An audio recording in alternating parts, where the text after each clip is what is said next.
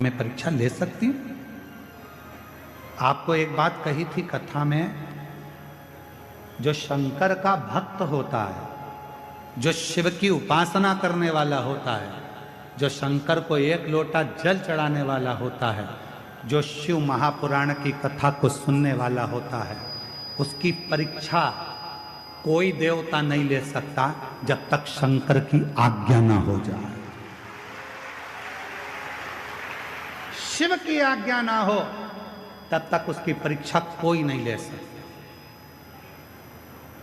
सोमवार का वो मंगलवार व्रत कर ले, शुक्रवार व्रत कर ले, गुरुवार का व्रत कर ले, रविवार का व्रत कर ले, तीज का व्रत कर ले, चतुर्थी का व्रत कर ले, दुनिया में कोई सा भी व्रत माताएं कर ले, पुरुष कर ले, शनिवार कर ले, मंगलवार कर ले, कोई भी व्रत आप कितने भी कर लो, किसी भी व्रत का फल आपको कोई देवता, जब तक शंकर भगवान कृपा नहीं करेंगे तब तक उस व्रत का फल तुम्हें कोई देवता दे नहीं सकता।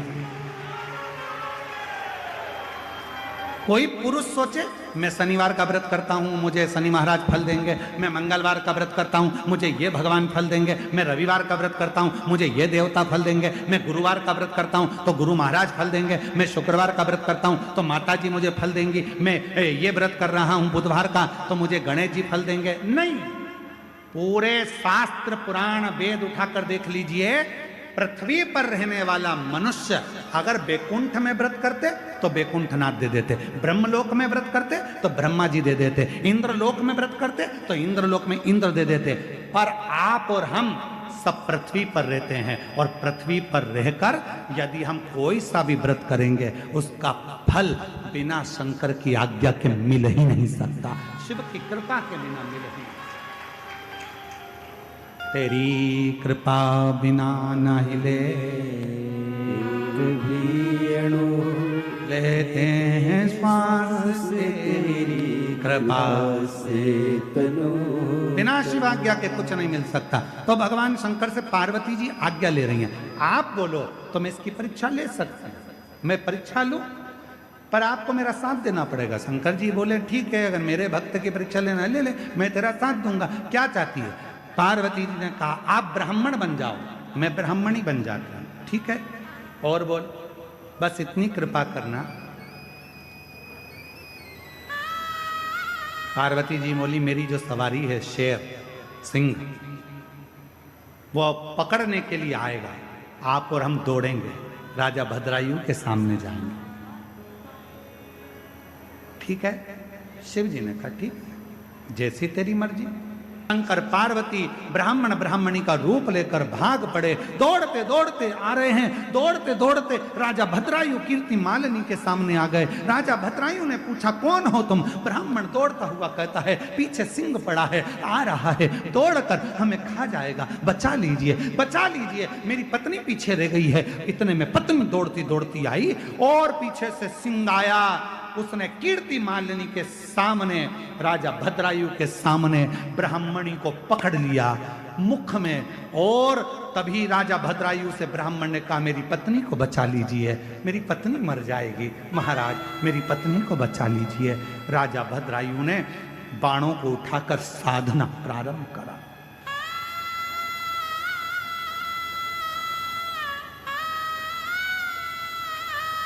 और राजा भद्रायु ने जैसे बाण चलाना प्रारंभ करा, बाणों पर बाण चलाता रहा, सिंह को कोई असर नहीं हुआ। बड़ा भयंकर सिंह था, शेर बड़ा भयंकर था, कोई असर नहीं हुआ। तब आखिरी में वो शेर ब्राह्मणी को मुंह में पकड़कर घसीटता घसीटता जंगल में ले गया। जंगल महाराज बाबा देवाधिदेव महादेव परीक्षा बहुत लेते हैं। आज राजा भद्रायु की जो परीक्षा चल रही है, ये परीक्षा साधारण नहीं है, बहुत परीक्षा। पर चिंता मत करना, हिम्मत मत हारना। जो व्यक्ति जिंदगी में हिम्मत नहीं हारता, फिर देवाधिदेव महादेव उसका हाथ पकड़कर उसकी मंजिल तक छोड़ कर आएंगे। की उदारता किसको कर, शिव नाम किसको कर? महाराज शिव परीक्षा बहुत है। मेरा वो घरदानी परीक्षा हो। और बाबा की कथा कहते हैं, भद्रायु के सामने दौड़ते दौड़ते ब्राह्मण आ गया, ब्राह्मणी आ गई और दौड़ते दौड़ते आए और उस ब्राह्मणी को सिंह ने पकड़ लिया और शेर ने पकड़कर उस ब्राह्मणी को ले जाकर जंगल में घसीट कर ले गया। ब्राह्मण रोने लगा, ब्राह्मण रोने लगा, मेरी पत्नी को बचा लीजिए, मेरी पत्नी को बचा लीजिए, पर बच ना पाए। कैसे बचा? महाराज जब पत्नी चली गई, ब्राह्मण रोता रोता भद्रायु से बोला, तुम क्षत्रिय हो? एक वीर क्षत्रिय के सामने उस एक ब्राह्मण की पत्नी को सिंह लेकर चले गया? तुम्हें ज्ञात नहीं है? आपके होते हुए भी मेरी पत्नी आज मारी गई। राजन, एक क्षत्राणी, एक वीर क्षत्रिय का यह फर्ज बनता है कि यदि कोई ब्राह्मण पुकारे, कोई ब्राह्मण आकर यदि आवाज लगाए तो उसको, उसके परिवार की रक्षा करना एक क्षत्रिय का फर्ज है। परंतु तुम मेरी पत्नी को नहीं बचा पाए, मेरी पत्नी को नहीं बचा। राजन, मैं तुम्हें श्राप देता हूं। भद्रायु चरणों में गिर गया। महाराज थोड़ा सावधानी से सुनिएगा, बड़ी सुंदर कथा है बाबा की। राजन, मैं तुम्हें श्राप देता हूं। इतना श्राप का शब्द सुनना था और भद्रायु के नैनों से जल बहने लगा। कीर्ति मालिनी पास में खड़ी थी, वो भी रोने लगी। भोले बाबा, आपकी आराधना करी है, साधना करी है, ये क्या हो रहा है? इतनी आराधना साधना करने के बाद ये हो क्या रहा? शंभु, हे शिव, ये क्या हो? नैनों से जल बह रहा। मैं श्राप देता हूं भद्रायु राजा तुमको। भद्रायु चरणों में गिर गए। महाराज, श्राप ना दीजिए, पहले आपको क्या चाहिए? ये मेरा वैभव, मेरी सत्ता, मेरी दौलत, मेरा राज्य, मेरा सिंहासन सब आपका है। आप तो ब्राह्मण हो महाराज, श्राप क्यों दे रहे हो? मैंने तो बाण चलाया था, सिंह नहीं मरा या सिंह उसको नहीं छोड़ा, तो उसमें गलती मेरी क्या? मैंने क्या गलती की? महाराज क्षमा कर, क्षमा। मेरे राज्य में से जितनी दौलत चाहिए, मेरे राज्य में से जितनी सत्ता चाहिए, सब ले लीजिए। ये सारी सत्ता आपकी है, सारा वैभव आपका है, सब ले लो। नहीं, ब्राह्मण बोला, मैं दौलत का करूंगा क्या? जिस व्यक्ति की आंखें चली गई हो और उसको तुम हीरे का हार दे रहे हो, तो हीरे का हार का करूंगा क्या?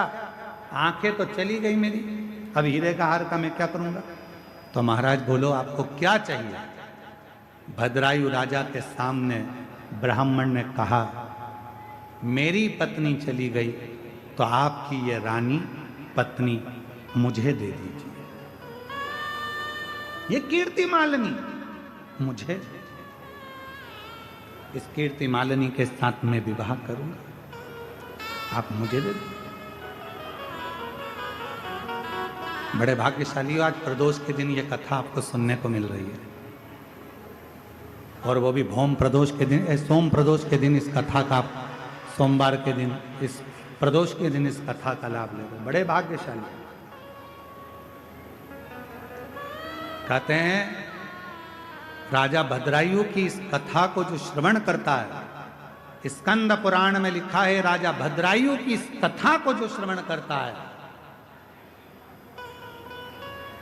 1000 वर्ष भी अगर कोई मृत्यु लोक में जीवित रहे और वो शिवरात्रि का व्रत ना कर पाया हो, तो इस कथा के फल से उसे पुण्य फल प्राप्त हो जाए, मात्र इस कथा को श्रवण करने से। राजा भद्रायु की कथा का इतना वर्णन है महाराज, ये साधारण राजा भद्रायु नहीं, जो शंकर भगवान की अविरल भक्ति में डूबने वाला।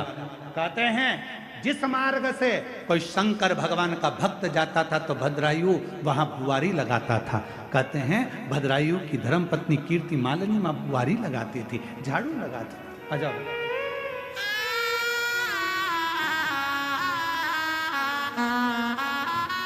राजा भद्रायु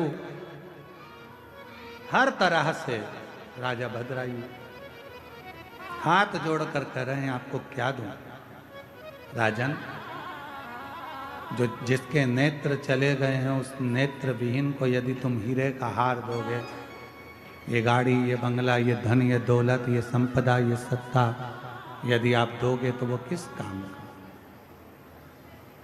मुझे अगर देना चाहते हो राजन, यदि मुझे देना चाहते हो, आपकी धर्म पत्नी कीर्ति मालिनी को मुझे दे दीजिए। कीर्ति मालिनी? राजन कहते हैं महाराज आप ब्राह्मण कुल में जन्मे हो, आपके गुरु ने आपको गुरु दीक्षा दी, आपको मालूम नहीं है? पर स्त्री पर अगर निगाह भी दे दी जाए तो हमारे जीवन का करा हुआ सारा पुण्य समाप्त हो जाता है। क्या आपको मालूम नहीं है? क्या ब्राह्मण होकर आपको ये ज्ञात नहीं है कि पर स्त्री पर अगर निगाह दे दी या पर स्त्री को अपना बनाने का प्रयास करा तो हमारा पूरा पुण्य छिन्न हो जाता है, हमारा वैभव छिन्न हो जाता है? क्या आपको मालूम नहीं है महाराज? ब्राह्मण कहते हैं कि महाराज हमें सब मालूम है, परंतु मुझे तो अगर कुछ देना चाहते हो तो अपनी धर्म पत्नी कीर्ति मालिनी दे दो। कीर्ति मालिनी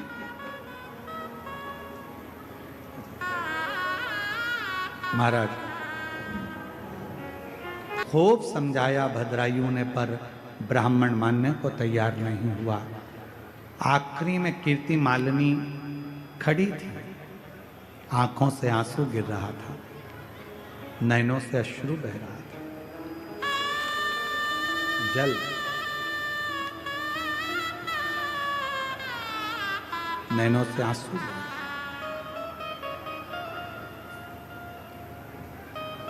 एक कथा है, ये कथा तो राजा भद्रायु की है, पर एक कथा शिवपुराण में और मिलती है, शारदा की कथा।